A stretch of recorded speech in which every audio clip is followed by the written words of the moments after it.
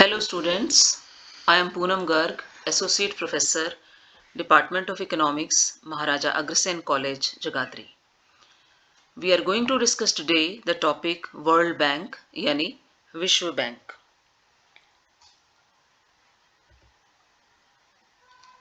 ये world bank का लोगो है जो आप देख रहे हैं।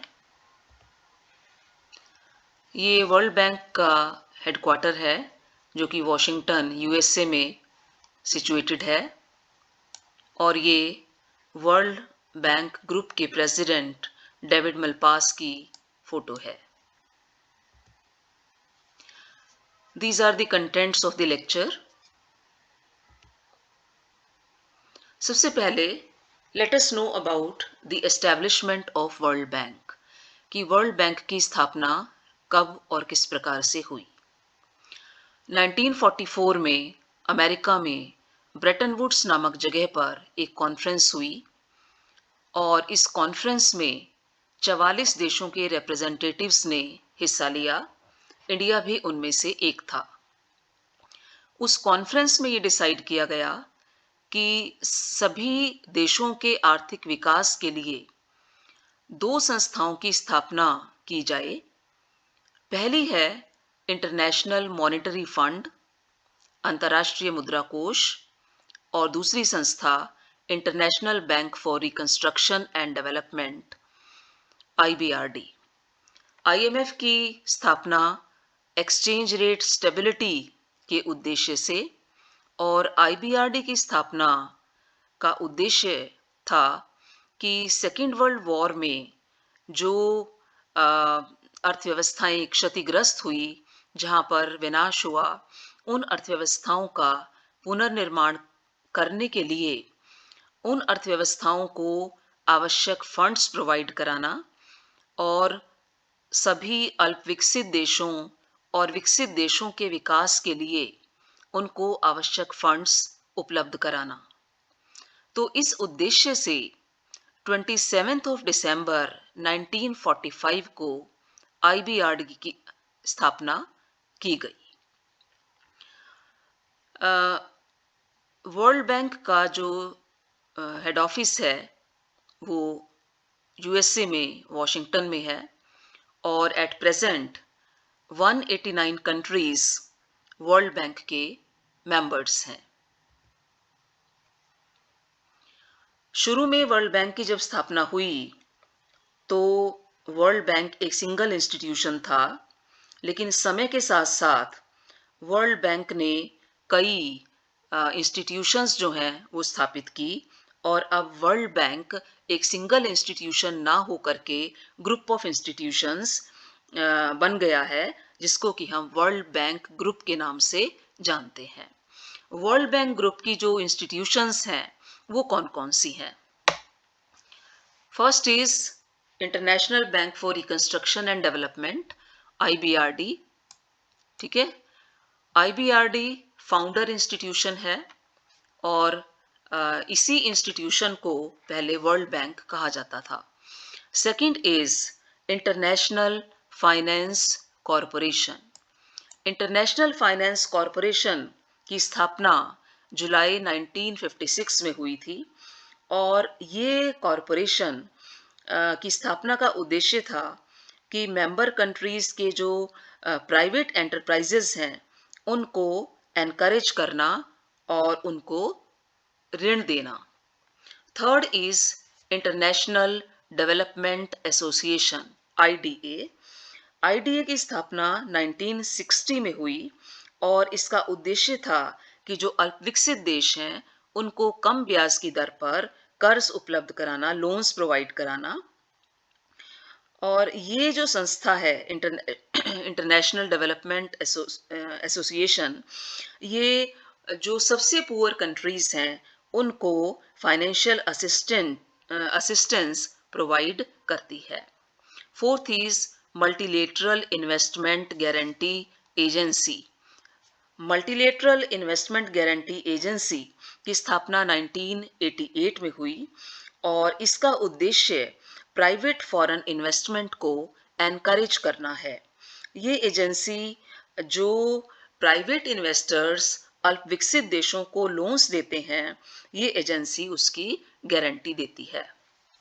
और फिफ्थ इंस्टीट्यूशन है international centre for settlement of investment disputes. ये संस्था जो है मेंबर कंट्रीज के बीच में जो डिस्प्यूट्स हो जाते हैं, जो विवाद हो जाते हैं इन्वेस्टमेंट से रिलेटेड इश्यूज के ऊपर, उनको सेटल करने के लिए स्थापित की गई। और ये जो संस्था है, ये ऐसे डिस्प्यूट्स जो कि मेंबर कंट्रीज में हो जाते हैं, उनमें कॉन्सिलिएशन और आर्बिट्रेशन का काम करती है। Now, let us see the objectives of World Bank. World Bank की स्थापना के क्या उद्देश्य रहे हैं? First is reconstruction and development, पुनर्निर्माण और विकास। तो वर्ल्ड बैंक की जो स्थापना हुई वो सेकेंड वर्ल्ड वॉर के क्लोजिंग ईयर्स में हुई। इसलिए वर्ल्ड बैंक की स्थापना का जो मेन उद्देश्य था वो यही था कि जो इकोनॉमीज वॉर में क्षतिग्रस्त हुई हैं उनका पुनर्निर्माण करना, ठीक है, जैसे कि ब्रिटेन है, फ्रांस है, हॉलैंड है, और जो दूसरी विकसित अर्थव्यवस्थाएं हैं, इंडिया, पाकिस्तान, श्रीलंका, बर्मा वगैरह, इनको आर्थिक विकास के लिए असिस्टेंस प्रोवाइड करना। Second objective is encouragement to capital investment, पूंजी निवेश को बढ़ावा देना। वर्ल्ड बैंक प्राइवेट इन्वेस्टर्स को एनकरेज करता है कि वो अल्प विकसित देशों में इन्वेस्टमेंट करें, और उनके द्वारा दिए जाने वाले लोन्स की ये गारंटी भी देता है। और अगर प्राइवेट कैपिटल रीजनेबल टर्म्स के ऊपर अवेलेबल नहीं है, तो वर्ल्ड बैंक जो है वो प्रोडक्टिव पर्पसेस के लिए फाइनेंस प्रोवाइड करता है। ठीक है, ये फंड्स बैंक अपनी पूंजी में से भी प्रोवाइड करता है या मार्केट से फंड रेज करके भी प्रोवाइड करता है। Third is encouragement to international trade, अंतर्राष्ट्रीय व्यापार को बढ़ावा देना। इंटरनेशनल ट्रेड को बढ़ावा देने के लिए भी वर्ल्ड बैंक काम करता है। ये भी वर्ल्ड बैंक का एक ऑब्जेक्टिव है कि अंतर्राष्ट्रीय व्यापार बढ़े, ताकि दुनिया के जो है लोगों का स्टैंडर्ड ऑफ लिविंग इम्प्रूव किया जा सके। इंटरनेशनल ट्रेड का फ़ायदा सभी देशों को, दुनिया के सभी लोगों को उसका फ़ायदा मिले, और उनको कॉम्पिटिटिव प्राइसेस पर जो है चीज़ें उपभोग करने के लिए मिले, ताकि सबका स्टैंडर्ड ऑफ लिविंग इम्प्रूव हो। Next is establishment of peace time economy. World bank का उद्देश्य है कि इकोनॉमी जो मेंबर कंट्रीज हैं उनको उनकी जो इकोनॉमीज हैं वो वॉर टाइम इकोनॉमी की के बजाय पीस टाइम इकोनॉमी में तब्दील हों। वर्ल्ड बैंक जो है वो मतलब युद्धग्रस्त, जो क्षतिग्रस्त अर्थव्यवस्थाएं थी, उनको ऋण देने के लिए काम करता था, लेकिन अब वर्ल्ड बैंक इकोनॉमिक डेवलपमेंट को प्रमोट करने के लिए, प्रोडक्टिव पर्पसेस के लिए दुनिया के तकरीबन सभी भागों में लोन्स प्रोवाइड करता है। एनवायरनमेंट प्रोटेक्शन, पर्यावरण संरक्षण। पर्यावरण संरक्षण भी वर्ल्ड बैंक का एक मुख्य उद्देश्य है, और वर्ल्ड बैंक उन अल्प विकसित देशों को फाइनेंशियल असिस्टेंस प्रोवाइड करता है जो कि एनवायरनमेंट प्रोटेक्शन के काम में लगे हुए हैं। नेक्स्ट इज इंफ्रास्ट्रक्चर डेवलपमेंट, अधोसंरचना का विकास। वर्ल्ड बैंक मेंबर कंट्रीज को इंफ्रास्ट्रक्चर के डेवलपमेंट के लिए भी लोन्स देता है। Next is loan for meeting deficit in the balance of payments. अगर किसी मेंबर कंट्री का बैलेंस ऑफ पेमेंट डेफिसिट में है, तब भी वर्ल्ड बैंक उसको कंसेशनल लोन प्रोवाइड करता है। तो इस प्रकार से ये मेंबर कंट्रीज को उनका जो बैलेंस ऑफ पेमेंट का इक्विलिब्रियम है वो मेंटेन करने के लिए ऋण देता है। नेक्स्ट इज पॉवर्टी एलिविएशन, निर्धनता का उन्मूलन। ये वर्ल्ड बैंक का एक मुख्य उद्देश्य है कि दुनिया से गरीबी का उन्मूलन करना है। और इस वर्ल्ड बैंक का उद्देश्य है कि जो एक्सट्रीम पॉवर्टी है उसको समाप्त करना है और 2030 तक जो ऐसे लोग हैं जिनकी income $1.9 per capita per day से कम है, ऐसे लोगों का जो नंबर है वो 3% से ज्यादा ना हो। 2030 तक इस उद्देश्य को अचीव करना है। तो ये वर्ल्ड बैंक का ऑब्जेक्टिव है। तो ये हमने देखा कि वर्ल्ड बैंक के क्या ऑब्जेक्टिव्स हैं। Next thing is about membership of World Bank. World bank की सदस्यता। देखिए वर्ल्ड बैंक जो है इसकी मेंबरशिप कैसे मिलती है। कोई भी कंट्री जो कि आईएमएफ का इंटरनेशनल मॉनेटरी फंड का मेंबर है वो वर्ल्ड बैंक का ऑटोमेटिकली मेंबर बन जाता है। और जिन कंट्रीज ने 1945 में आईएमएफ की मेंबरशिप एक्सेप्ट की थी वो वर्ल्ड बैंक के फाउंडर मेंबर्स ही माने जाते हैं, ट्रीट किए जाते हैं। उसके बाद वर्ल्ड बैंक का मेंबर बनने के लिए जो एग्जिस्टिंग मेंबर्स हैं उनका 2/3 वोट जो है वो सिक्योर करना पड़ता है अगर किसी कंट्री को वर्ल्ड बैंक की मेंबरशिप लेनी है। एट प्रेजेंट 189 कंट्रीज जो हैं वो वर्ल्ड बैंक के मेंबर कंट्रीज हैं।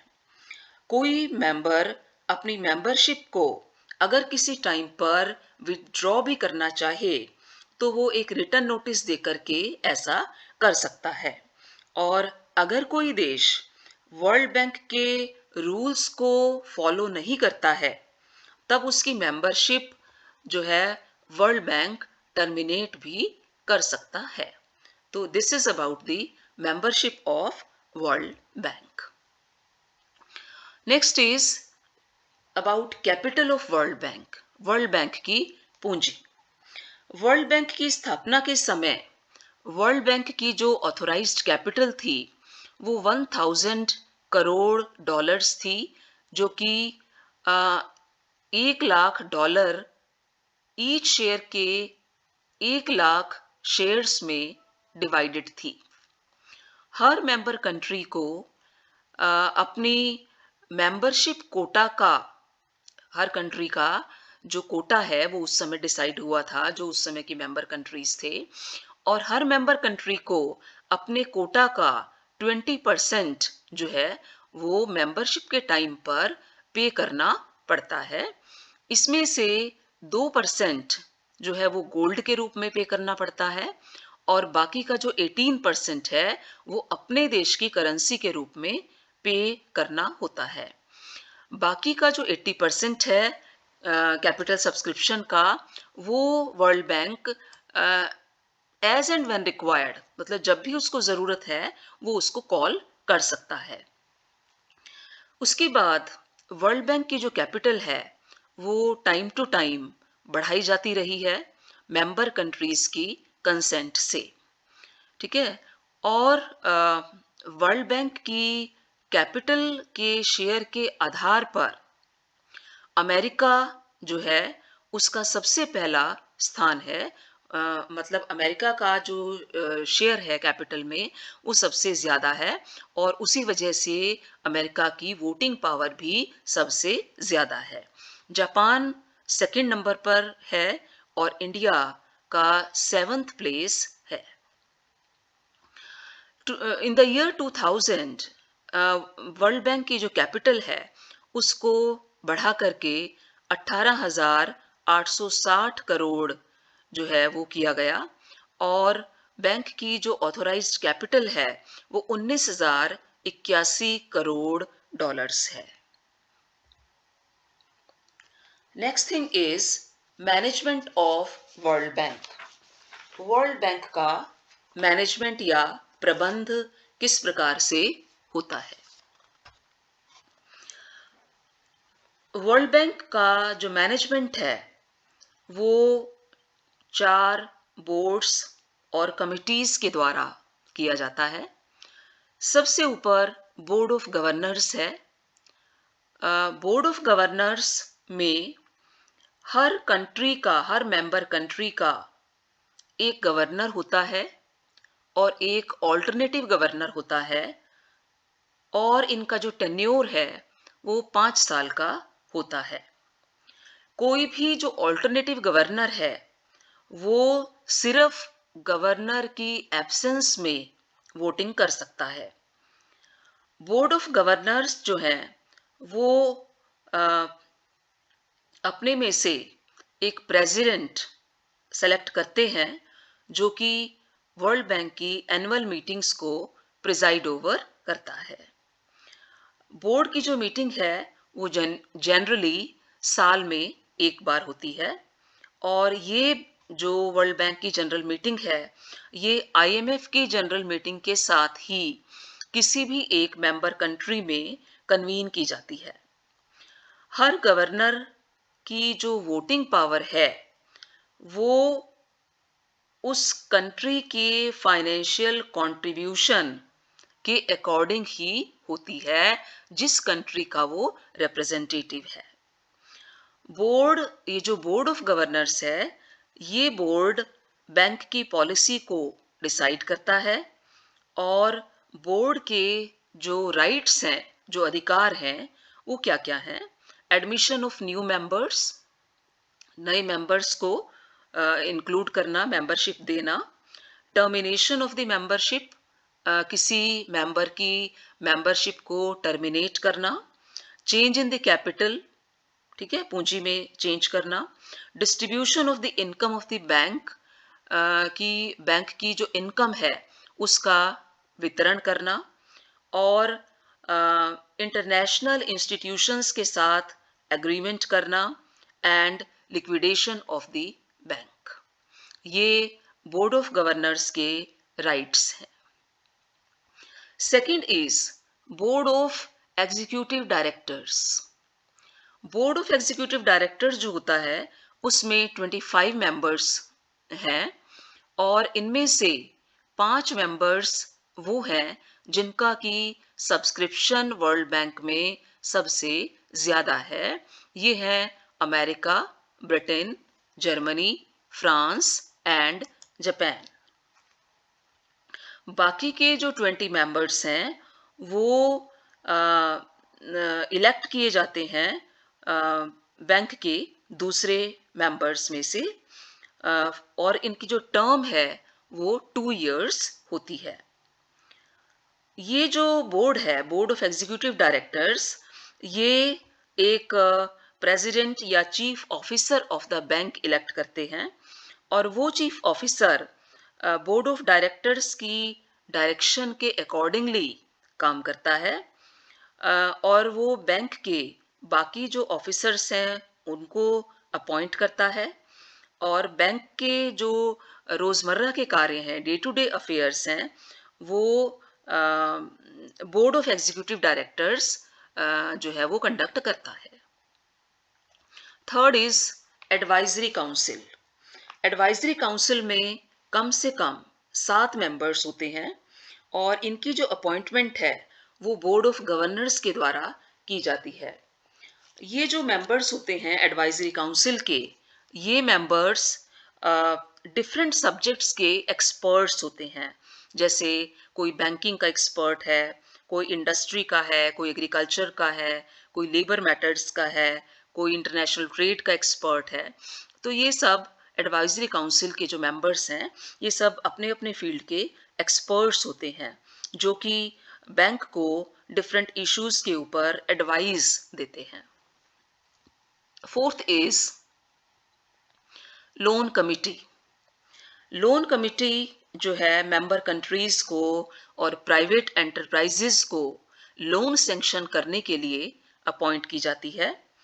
जब भी कोई मेंबर कंट्री लोन के लिए अप्लाई करता है तो बोर्ड ऑफ एग्जीक्यूटिव डायरेक्टर्स उस लोन एप्लीकेशन को इस कमिटी को, मतलब लोन कमिटी को रेफर कर देता है। ये कमिटी उस लोन एप्लीकेशन की स्क्रूटिनी करती है और अपनी report board of executive directors को जो है वो सबमिट करती है। तो this is about the management of World Bank. Next thing is what are the functions of World Bank. World Bank के क्या क्या कार्य हैं, फंक्शंस क्या क्या हैं। देखिए, वर्ल्ड बैंक के जो ऑब्जेक्टिव्स हैं, जो ऑब्जेक्टिव्स हमने अभी देखे, उन्हीं ऑब्जेक्टिव्स को पूरा करने के लिए वर्ल्ड बैंक कार्य करता है। तो वर्ल्ड बैंक के और इसके जो वर्ल्ड बैंक की जो इंस्टीट्यूशंस हैं, उन सब के ये फंक्शंस हैं। First is to advance loans, ऋण देना। वर्ल्ड बैंक का ये मेन फंक्शन है कि ये मेंबर कंट्रीज को और प्राइवेट एंटरप्रेन्योर्स को उन गवर्नमेंट्स की गारंटी के ऊपर प्रोडक्टिव पर्पसेस के लिए ऋण देता है, लोन्स देता है। और ये जो लोन्स हैं ये उस देश के सेंट्रल बैंक के माध्यम से दिए जाते हैं। बैंक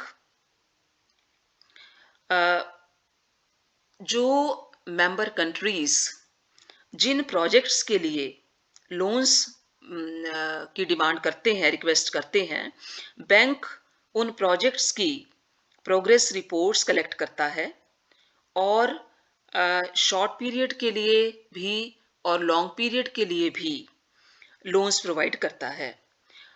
वर्ल्ड बैंक 3 प्रकार के जो है लोन्स प्रोवाइड करता है। फर्स्ट है डायरेक्ट लोन्स, प्रत्यक्ष ऋण। ये जो लोन है ये वर्ल्ड बैंक अपने फंड्स में से या ओपन मार्केट से बोरो करके फंड्स लोन्स देता है। दूसरा है गारंटी लोन्स। गारंटी लोन्स का मतलब क्या है कि अगर कोई प्राइवेट इन्वेस्टर्स मेंबर कंट्रीज को लोन देते हैं तो वर्ल्ड बैंक उसकी गारंटी देता है। थर्ड है joint loans. World bank commercial bank के साथ मतलब डिफरेंट कंट्रीज के जो कमर्शियल बैंक्स हैं उनके साथ जॉइंटली भी लोन्स प्रोवाइड करता है। तो ये वर्ल्ड बैंक का पहला फंक्शन है, to advance loans. Second is World Bank provides technical assistance, तकनीकी सहायता प्रदान करना। वर्ल्ड बैंक अपने मेंबर कंट्रीज को टेक्निकल असिस्टेंस भी प्रोवाइड करता है। टेक्निकल असिस्टेंस का मतलब यहाँ पर क्या है, एक्सपर्ट गाइडेंस प्रोवाइड करना। वर्ल्ड बैंक अपने मेंबर कंट्रीज को उनके डेवलपमेंट प्लान्स के रिगार्डिंग या उनकी इकोनॉमीज का एनालिसिस, स्टडी, इम्प्रूवमेंट के लिए सजेशंस, इस प्रकार के मैटर्स पर उनको प्रोफेशनल गाइडेंस प्रोवाइड करता है और अपने एक्सपर्ट्स ये मेंबर कंट्रीज में भेजता है टेक्निकल असिस्टेंस प्रोवाइड करने के लिए। थर्ड है imparts training. World bank training भी प्रोवाइड करता है। वर्ल्ड बैंक अपने मेंबर कंट्रीज के ऑफिसर्स को इकोनॉमिक मैटर्स पर, प्लानिंग से रिलेटेड मैटर्स पर, पब्लिक फाइनेंस या दूसरी इकोनॉमिक एक्टिविटीज से रिलेटेड मैटर्स पर मेंबर कंट्रीज के ऑफिशियल्स को ट्रेनिंग भी देता है। और इसके लिए वर्ल्ड बैंक ने 1956 में एक अलग इंस्टीट्यूट, इकोनॉमिक डेवलपमेंट इंस्टीट्यूट स्थापित किया है। Fourth is coordinates development assistance. World bank का चौथा फंक्शन क्या है कि ये डेवलपमेंट असिस्टेंस को कोऑर्डिनेट भी करता है। जो डिफरेंट एजेंसीज हैं, डिफरेंट कंट्रीज हैं, जो मेंबर कंट्रीज को कोई लोन्स या कोई असिस्टेंस प्रोवाइड करते हैं उसमें ये कोऑर्डिनेशन भी करता है। जैसे कि इस दिशा में सबसे पहला जो अटेम्प्ट था वो वर्ल्ड बैंक के द्वारा 1950 में किया गया, जब इंडिया के कंटेक्स्ट में एड इंडिया क्लब जो है वो बनाया गया। उसके बाद और भी कई देशों के लिए इस प्रकार के क्लब बनाए गए। Next is agriculture and rural development, कृषि और ग्रामीण विकास। वर्ल्ड बैंक कृषि और ग्रामीण विकास के लिए भी मेंबर कंट्रीज को ऋण देता है। वर्ल्ड बैंक ने इसके लिए एक स्पेशल फंड बनाया हुआ है जिसका नाम है International Fund for Agricultural Development. Next is provides financial assistance to world welfare institutions. देखिए दुनिया की जो वर्ल्ड लेवल पर जो वेलफेयर इंस्टीट्यूशंस हैं, जैसे कि यूनिसेफ है, यूनेस्को है, WHO है, ILO है, इंटरनेशनल लेबर ऑर्गेनाइजेशन है, FAO है, फूड एंड एग्रीकल्चरल ऑर्गेनाइजेशन है। वर्ल्ड बैंक इन संस्थाओं को जो कि सोसाइटी के वेलफेयर के लिए काम करती हैं, इनको भी वित्तीय सहायता प्रदान करता है। Next is settlement of international disputes, अंतर्राष्ट्रीय विवादों का निपटारा। तो वर्ल्ड बैंक अंतर्राष्ट्रीय स्तर पर विभिन्न देशों के बीच में अगर कोई डिस्प्यूट्स पैदा हो जाते हैं, उनकी सेटलमेंट के लिए भी मीडिएटर का काम करता है। जैसे कि 1960 में Indo Pakistan river water dispute और स्यूज कैनाल डिस्प्यूट जो है वो वर्ल्ड बैंक के एफर्ट्स से ही सेटल हो पाया था। और इस प्रकार के जो डिस्प्यूट्स देशों में होते हैं उसको सॉल्व करने के लिए वर्ल्ड बैंक ने एक अलग से संस्था अपनी बनाई है, international centre for settlement of investment disputes भी सेटअप की गई है। Next is World bank conducts economic research. World bank आर्थिक अनुसंधान भी कंडक्ट करता है। इस काम के लिए वर्ल्ड बैंक में एक स्पेशल डिवीजन सेटअप किया हुआ है और जिसमें कि दुनिया के विभिन्न देशों से एक्सपर्ट्स हायर किए जाते हैं रिसर्च को कंडक्ट करने के लिए। और ये जो रिसर्च प्रोजेक्ट्स होते हैं ये मेनली इकोनॉमिक डेवलपमेंट से रिलेटेड होते हैं, इंफ्रास्ट्रक्चर डेवलपमेंट से रिलेटेड होते हैं, पॉवर्टी एलिविएशन से रिलेटेड होते हैं। और वर्ल्ड बैंक अपने रिसर्च रिपोर्ट्स को अपने जर्नल्स में पब्लिश करता है। World development report world bank का एक फेमस जर्नल है। So these are the functions of World Bank. So this is in the part 1. This is World Bank part 1. Rest we will discuss in part 2. Thank you very much.